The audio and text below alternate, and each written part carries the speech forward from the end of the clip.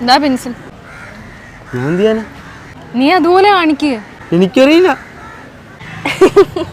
അപ്പൊ തോൽവി സമ്മതിച്ചല്ലേ? ഇല്ല, ഞാൻ മത്സരിക്കാം.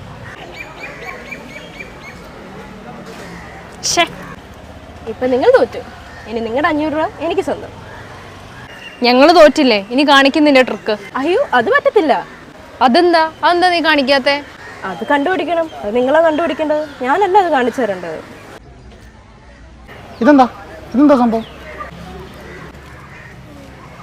ബെസ്റ്റ്. ചേട്ടാ, 500 രൂപ തന്നാൽ ചേട്ടനൊരു 10,000 രൂപ കിട്ടും. ഞാൻ കാണിക്കുന്ന മാജിക്ക് മാത്രം ഒന്ന് കാണിച്ചാൽ മതി. ഓക്കെ, ഞാൻ റെഡി. എടോ, ആകെ തനിക്ക് പണിക്ക് പോയാൽ കിട്ടുന്ന 500 രൂപ, അതുകൊണ്ട് വീട്ടിൽ കൊടുക്കാൻ നോക്ക്. ഇത് പെയിന്റഡ് അല്ല, ബുദ്ധി വേണം.